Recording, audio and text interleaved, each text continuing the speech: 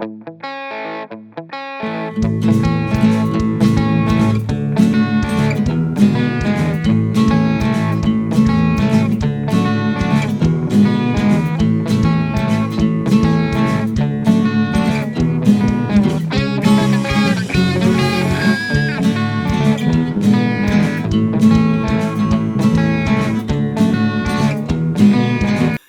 everybody, Rocker Mike here. Welcome to Rockshow episode 213. How you doing, Yeah, Rob?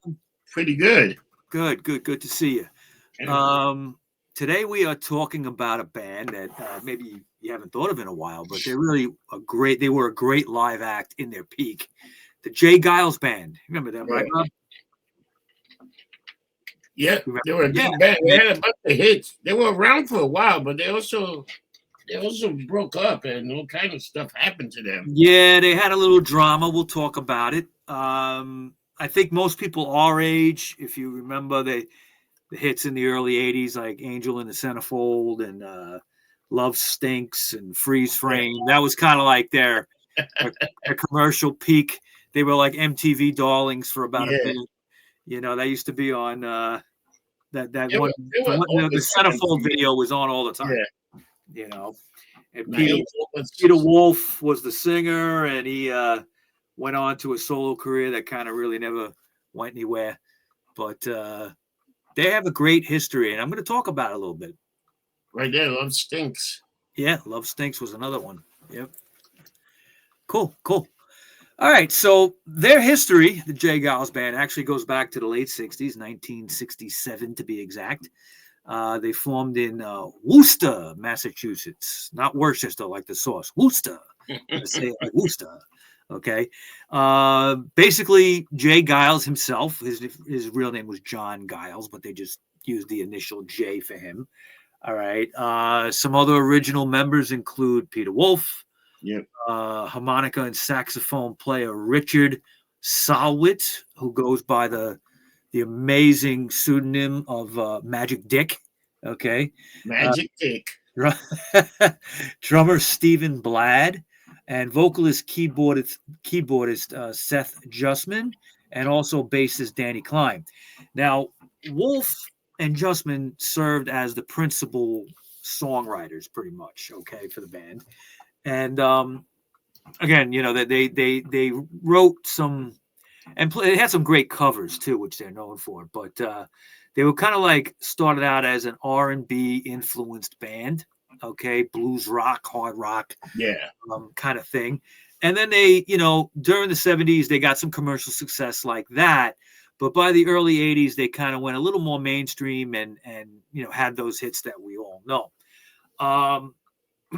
The Wolf and Justman team of writing, okay, was called Juke Joint Jimmy, and it actually credited the whole band as songwriters. They didn't take individual writing, even though Wolf and Justman did most of the writing. They kind of shared the credit, which is cool. I mean, some of the coolest bands in the world started out like that. The Ramones did that, a bunch of other bands. The band would have their hits in the early 80s. We all know Centerfold and all that. And then they would break up basically by 1985. Peter Wolf would leave the band and try to be solo, and that didn't quite work out. And then the band would disappear. But they had several reunions over the years, which we'll talk about. Just to think of a few singles, they had some top 40 singles in the early 70s. They covered the Valentino's old hit "Looking for a Love," all right, which is one of their best. That got to number 39 in 1972. They had a single called "Give It to Me," which came out in 73. That got to number 30. And their biggest hit in the 70s was a number 12 hit called "Must Have Got Lost" in 1975. Come Back was another one, number 32 in 1980. The Love Stinks song got to number 38 in 1980. And that ended up, they made a lot of money on that because that song's in a lot of films. Oh, yeah. So they're probably still paying royalties for that. I'm sure they are. They're playing, The Wedding Singer. Yeah. So. Yeah.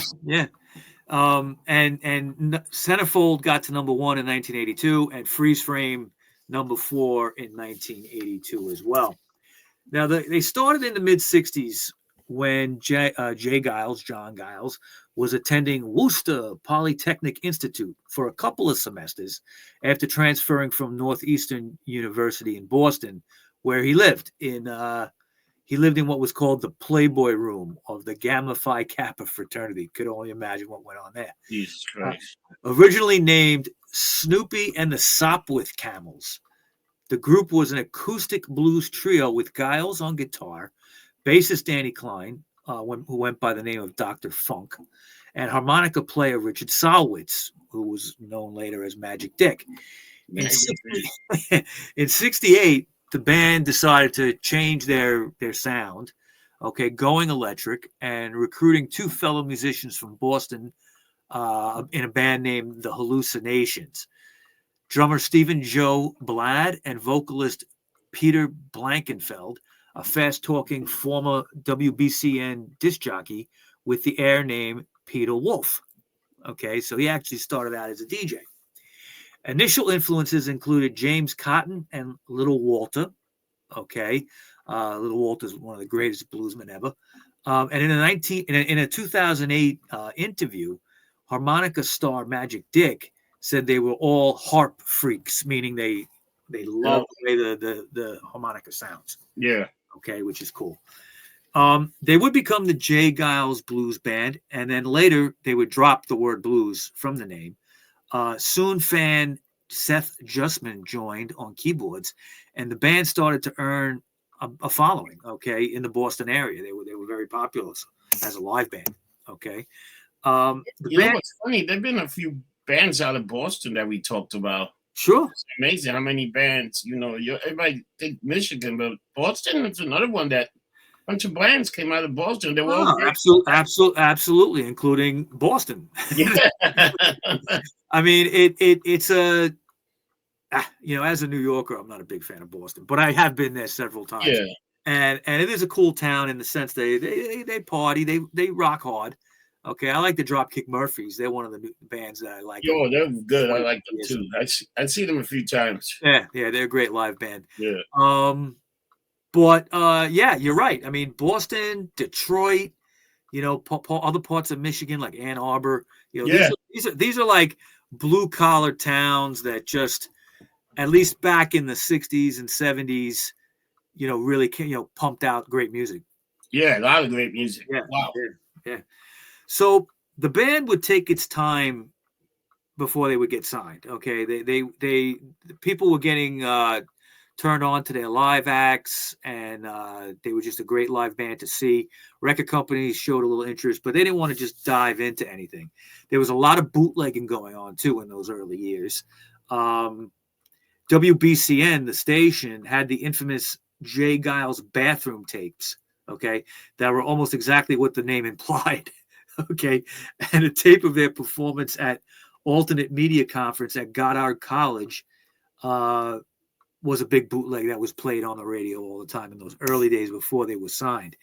The group would ultimately sign to Atlantic Records in 1970. Yeah. Well, really, they had 3 years of rocking out live and everybody enjoying them, bootlegging them, which is cool. I mean, it's always cool when a band does that, I think.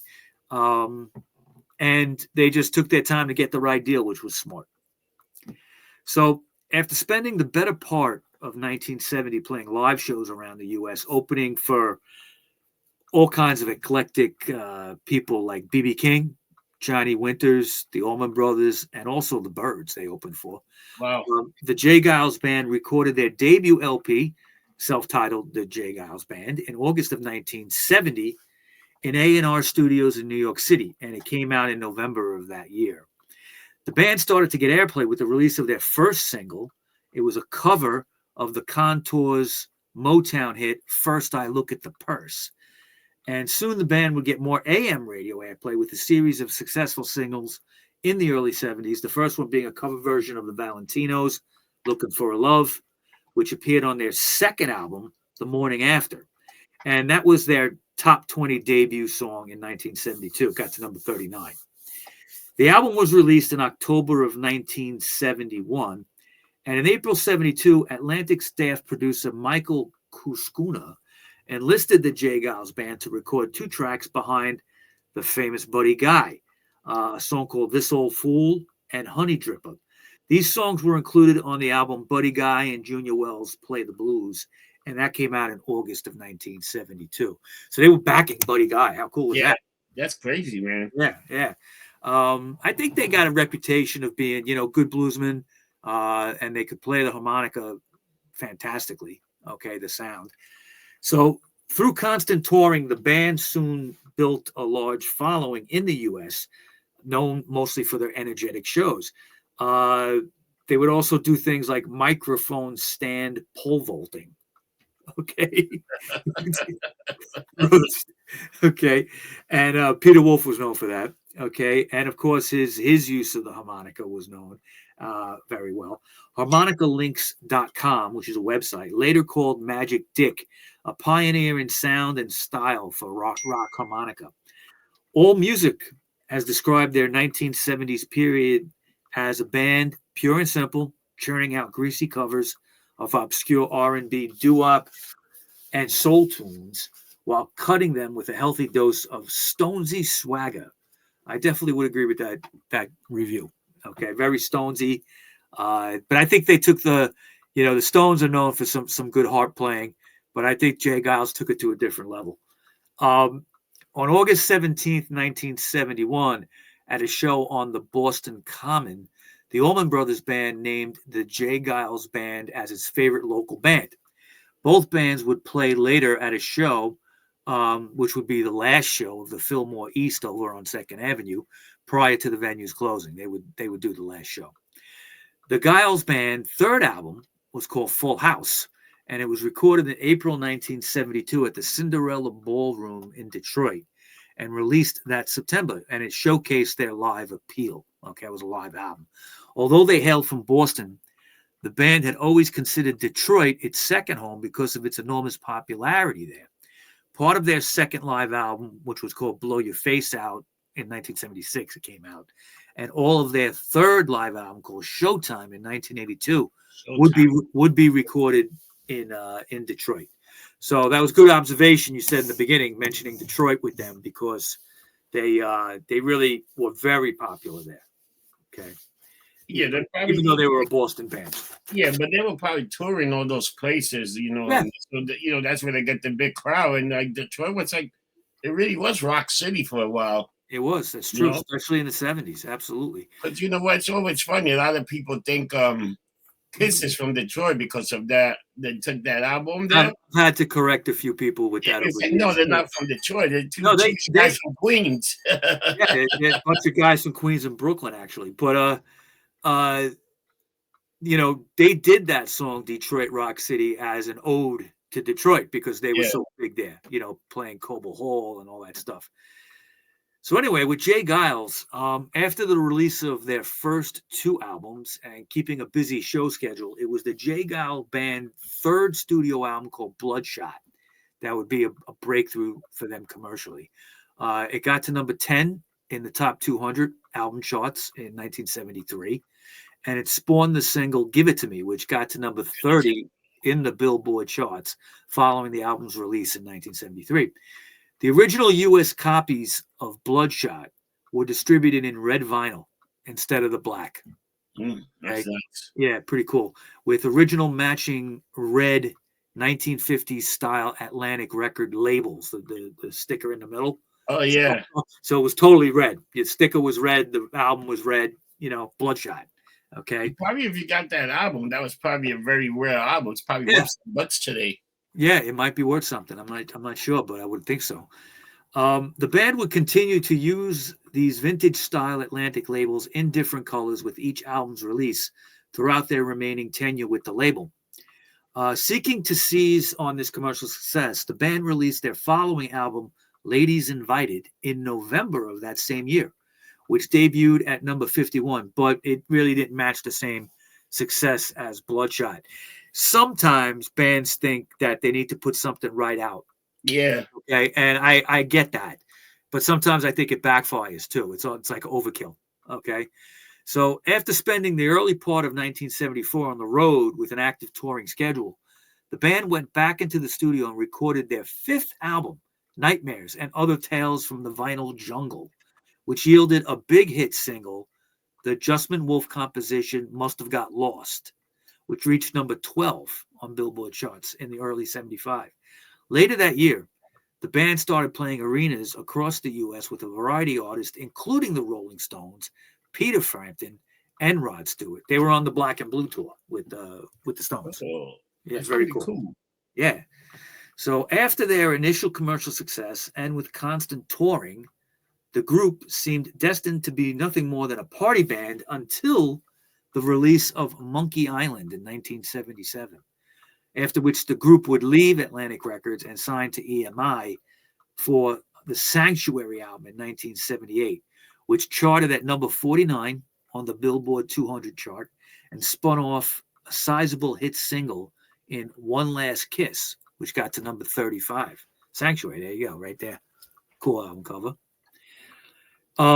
It's amazing how much success they had so early, because they just, once they got signed, they were taking out hits after hits. Yeah, I mean, they, the top 40 all the time. Yeah, I mean, they earned their bones so early with their live act that it just took off. I think automatically they were going to be a hit in Boston and Detroit because of their live shows, and I think they had the backing of Atlantic. I'm not quite sure why they left the label. It might have just been money reasons or whatever. It also might have been, it was time to go, Yeah. I mean, they did. How many albums was that?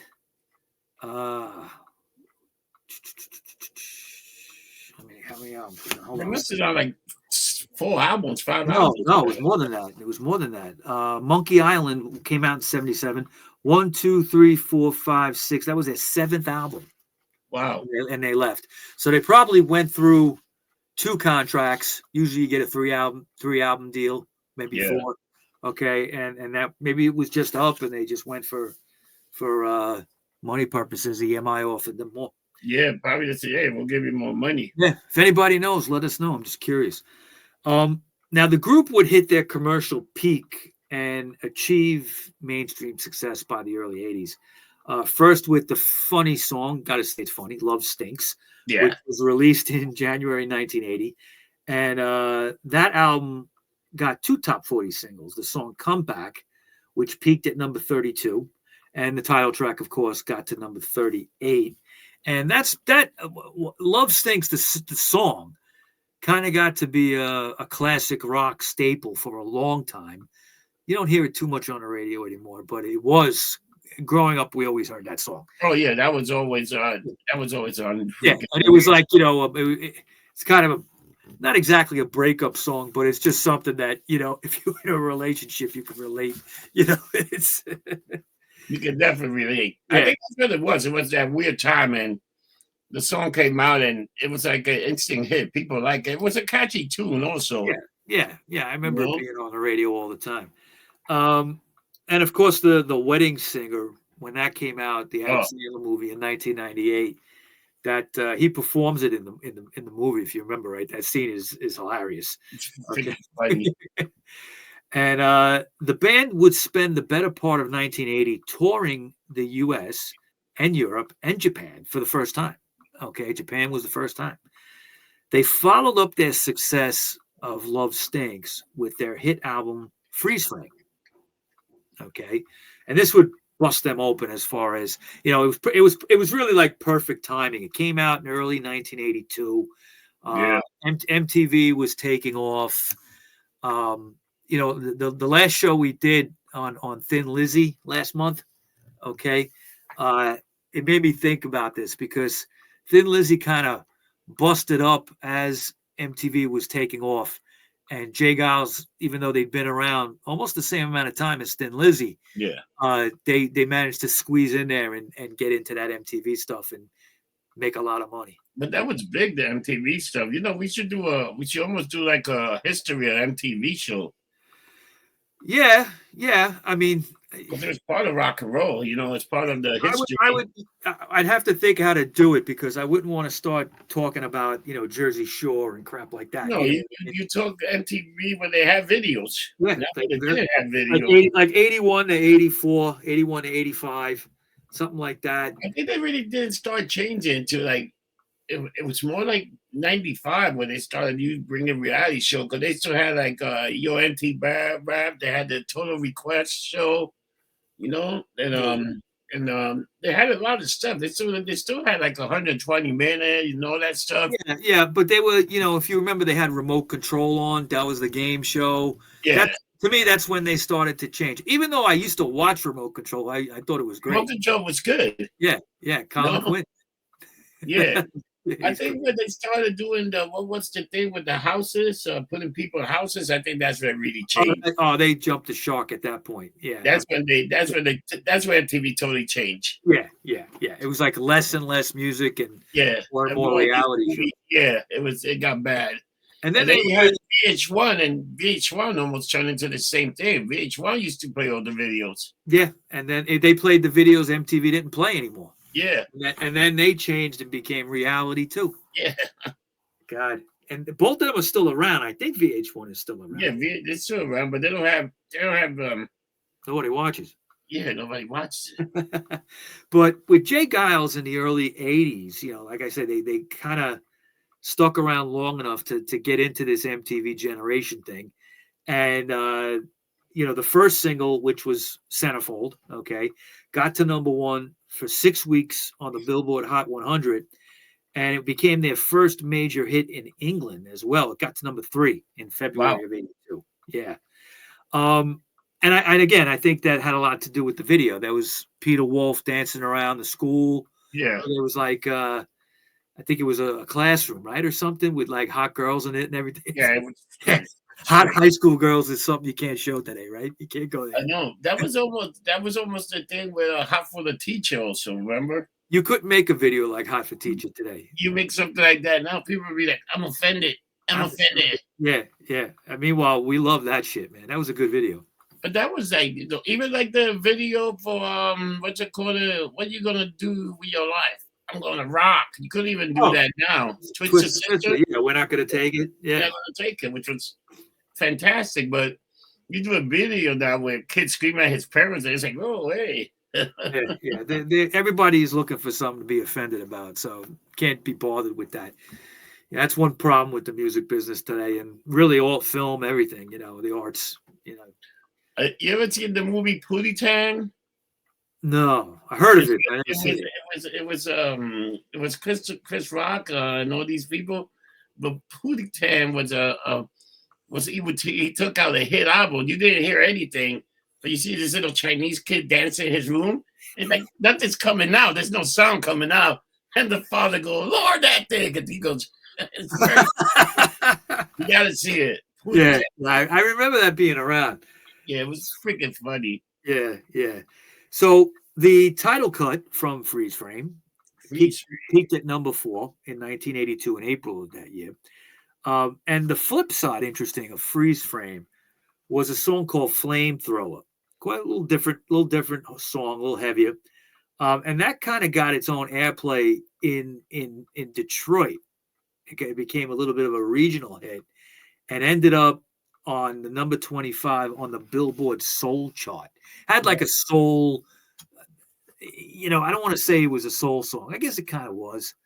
I haven't heard it in a while to remember exactly, but it got to number 25 on the Billboard Soul chart and peaked at number 12 on the U.S. Billboard Hot Dance Club play. So it was kind of like, I mean, it was a rock song, but it crossed over into like almost dance music for some reason. And it also got a little bit of a, top 40 rock station airplay as well. Nothing like when your single is good on the A and the B side that they're playing both. You know, that's cool. You know, the third and final single released from the Freeze Frame album is a song called Angel in Blue. And that peaked at number 40 on the Billboard Hot 100. The band's videos for Centerfold and Freeze Frame were in heavy rotation, like we just said. And it definitely contributed to the success of the album, no doubt. Okay. Now, during 1982, the band was frequently selling out arenas around the U.S., including a month-long tour with U2.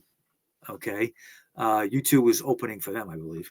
No, excuse me. With you, yeah, U2 was their support act, right, in March of that year. The band also undertook a 2-month tour of Europe, playing with the Rolling Stones from June and July of that year as well. That was the Tattoo You tour. And by 82, the Stones were winding down that tour, I believe. The band followed up on the international success of Freeze Frame with the release of another live album called Showtime. And that contained their number 24 live hit cover of I Do, which was originally a 1965 hit by the Marvelows. There you go. Which the band remade for their 1977 album Monkey Island. Monkey Island, okay, the last one they did on Atlantic. Wolf would leave the group, Peter Wolf, in 1983 over disagreements in the band's direction. Okay, many years later, in 2016, actually, Peter Wolf offered the following thoughts of the disagreements within the group that led to his departure. He said, "I did not leave the band, but the majority of the band wanted to move in another direction. They wanted to continue in a pop techno way, and he said that wasn't my thing." Okay, I mean, if you listen to Freeze Frame and Centerfold, it has kind of it's definitely an '80s sound. Yeah, It's an '80s song just by yeah. hearing it. So it has that, compared to the earlier hard rock driven stuff, R&B driven stuff. I think that's what he wanted to keep doing. And Yeah, he wanted to do the old stuff, but what right. did he do after these guys? He didn't do much. No, his career, I think he'd make a couple albums, but it Yeah. really didn't go anywhere. So the band went on to record one more album of new material. You're Getting Even When I'm Getting Odd. That was the name of the album. Seth Justman took over the lead vocals since Wolf is not on that record. The album produced only one single, a song called Concealed Weapons, Yeah. and it bombed, basically. Okay. The group would stick around till about 1985 and then disband. And they did the title song to the horror film Fright Night. Remember that movie? Yeah.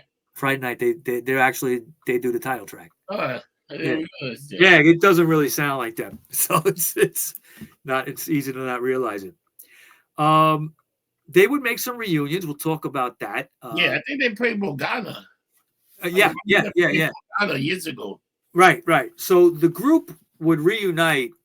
Nothing would go on between 1985 and 1999. So for 14 years, they were out of the scene.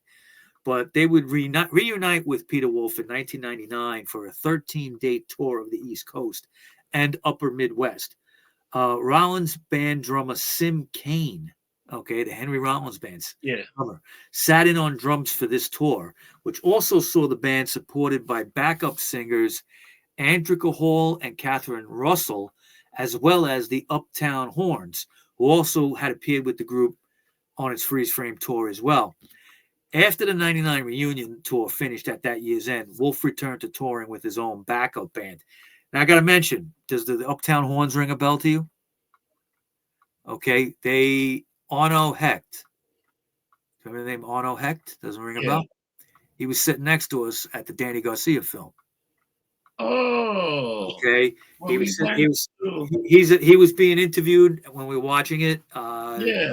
Arno Hecht he's famous. He plays in the Uptown Horns, okay, which is one of the best brass, you can hear. Basically, everybody uses them. Yeah. Okay? And he was at that preview we went to for the Fuzztones movie. Yeah. And he was talking about the music. Right. I totally forgot because I got hammer after that.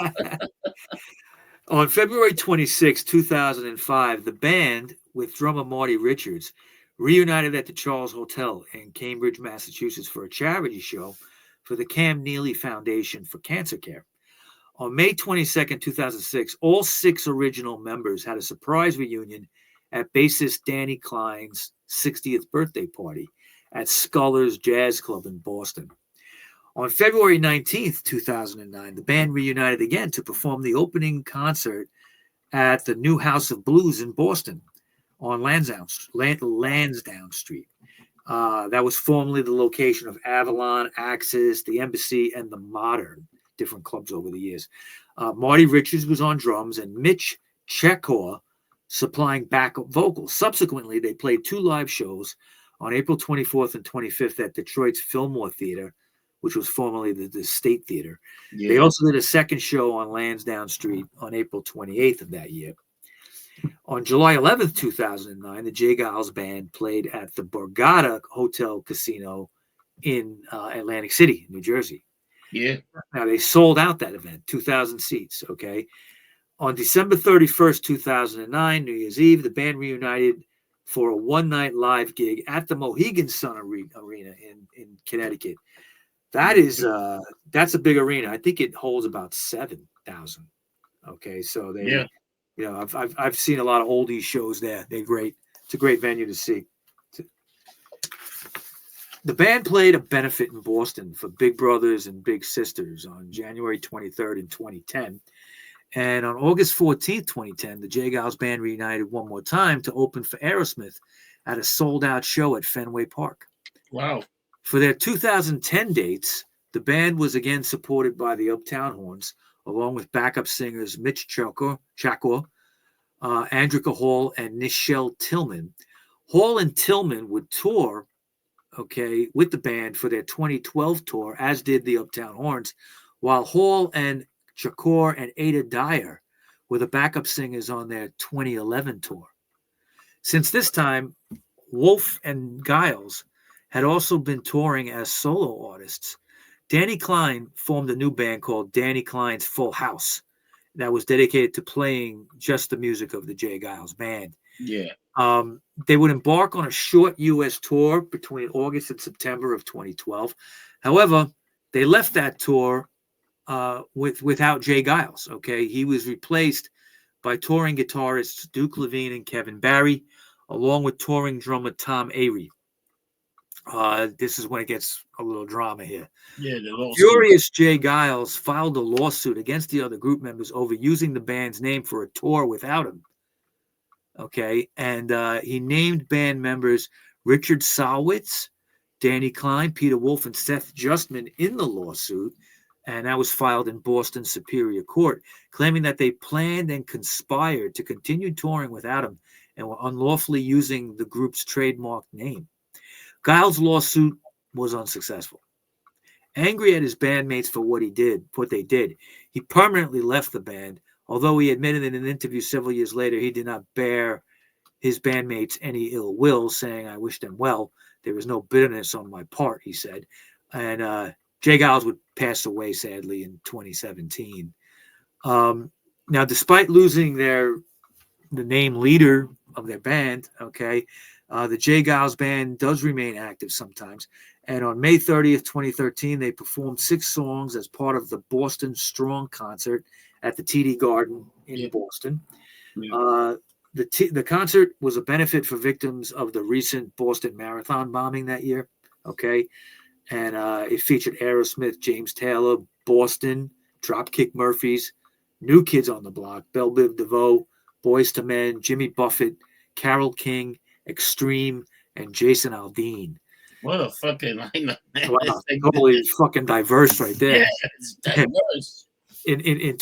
I don't think the James Taylor fans stuck around for the Dropkick Murphys. What do you think? In 2013, I remember when that happened. I didn't really watch it, but I remember when that was going on. In 2013, the band was the opening act for Bon Jovi in multiple locations across the U.S.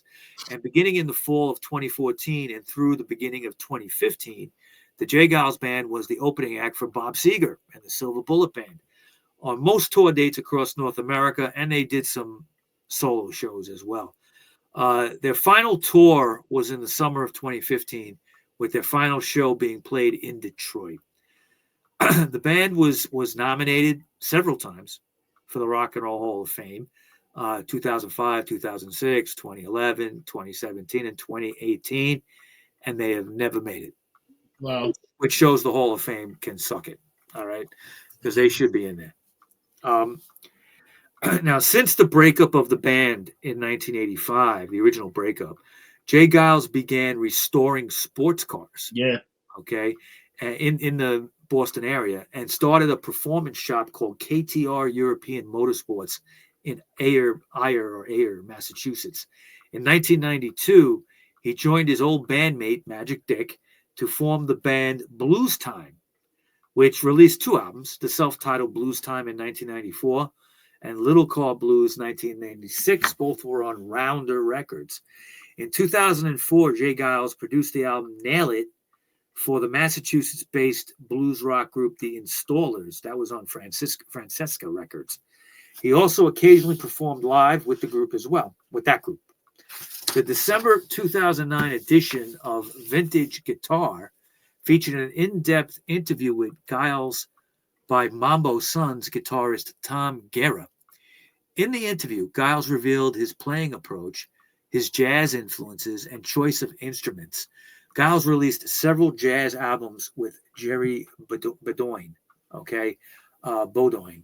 Now, that's something that's interesting. I've never heard these albums. I think I might check it out. The jazz influence on J Geils is not really strong in their music, but I think maybe in their technique. Yeah.